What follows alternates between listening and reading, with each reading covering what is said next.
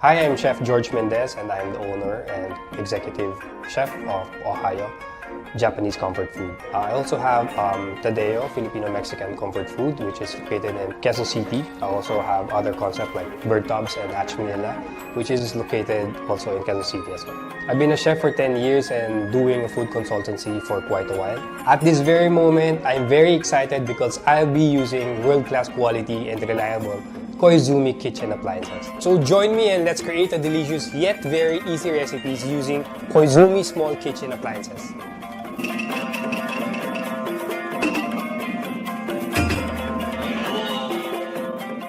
Hi guys, so for today's video, we're going to make a very easy recipe, yet very delicious, and this is prawn curry skewers. Tara, let's cook it using Koizumi Slim Roaster.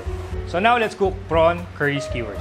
So for our prawn curry skewers, the ingredients we're going to use are yogurt, garlic, bell pepper, white onion, curry powder, cherry tomato, olive oil, lemon, and prawn. So first, marinate natin yung shrimp natin. Add our tomato na rin, onions, and bell pepper.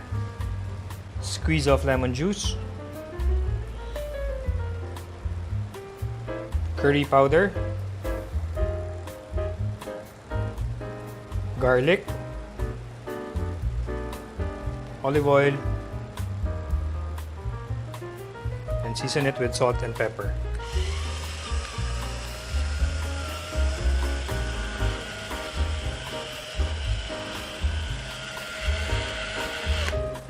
Black pepper,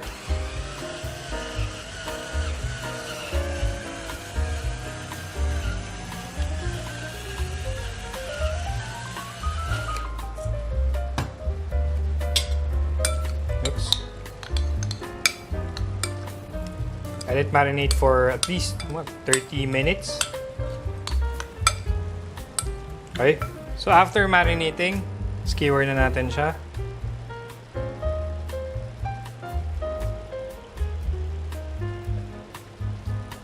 Shrimp, pepper,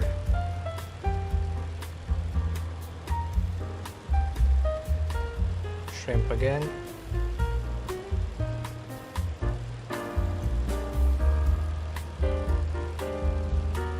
white onion,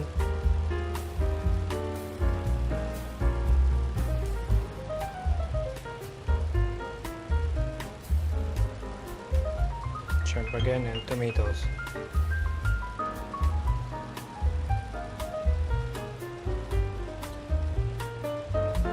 Okay.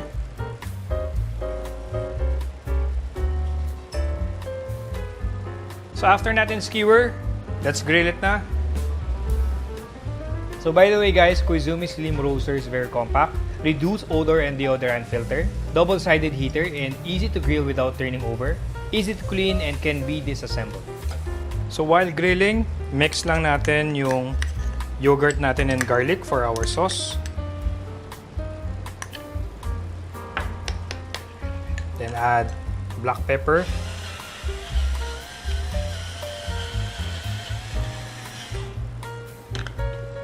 salt,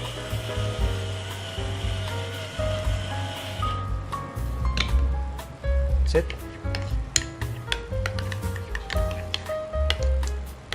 So let's check our prawn. Looking nice, okay na siya. So let's plate it na. Let's get our plate in our Koizumi dish dryer.